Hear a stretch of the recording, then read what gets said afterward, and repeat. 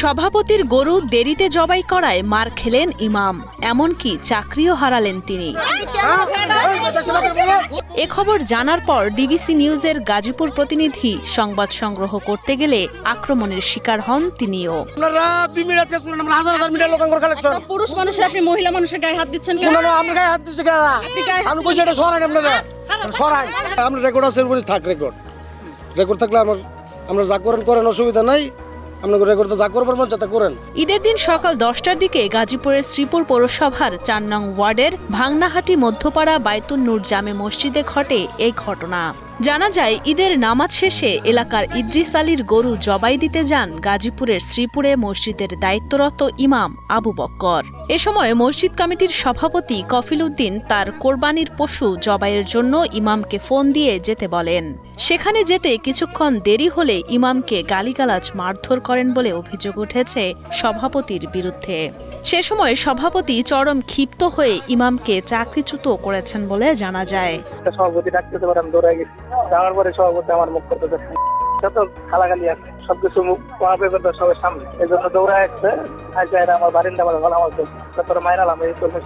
এ ঘটনা এলাকায় জানাজানি হলে ঈদের পরের দিন সকালে নিউজ সংগ্রহে গেলে ডিবিসি নিউজের ক্যামেরা দেখেই চড়াও হন সভাপতি কফিল উদ্দিনের ভাইপো সেলিম।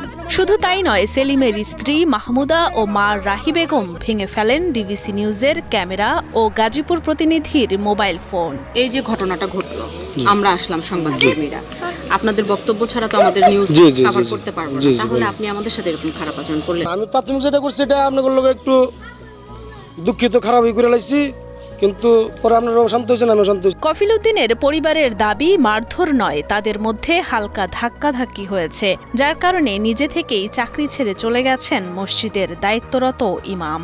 মসজিদে বেলা একটা হুজুর পাই না, যে হুজুরা 2 দিন পরে পরে জায়গা বালা ব্যবহার করে না।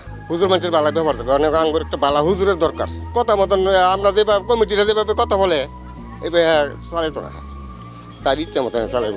হ্যাঁ, অসুস্থ এইটাও তার আছে, বাচ্চাও তো নেই, কিছু হলে মানে বহে বাচ্চা থামাই দৌড় ফের আমি তোর মরি লাগছে আয় বহি। এদিকে গতকাল রাত থেকে ইমাম না থাকায় নামাজ পড়তে পারছেন না আশেপাশের মুসল্লিরা। কমিটির ইচ্ছে অনুযায়ী না চলায় এই মসজিদে কোনো ইমামই বেশি দিন থাকতে পারেন না বলে অভিযোগ তোলেন এলাকাবাসী। সবসময় তারা কমিটির সভাপতি থাকবে, কাউকে অন্য কিছু দিবে না, সেক্রেটারি তারাই নিয়ে নেবে। আচ্ছা, এটা নিয়ে যেহেতু একটা কথাবার্তা হলো, তারা এটা নিয়ে আমাদের সাথে উত্তেজিত, এলাকা সবাই জানে এই বিষয়গুলো। কফিল উদ্দিন ও তার ভাইপো সেলিমের এমন আচরণ নতুন কিছু নয়। এলাকার জনপ্রতিনিধিও ক্ষুব্ধ তাদের সব কাজ নিয়ে। তার সাথে খারাপ বিহেভ করা এটা মোটে উচিত হয় না, আমার দৃষ্টিকোণ থেকে উচিত হয় নাই।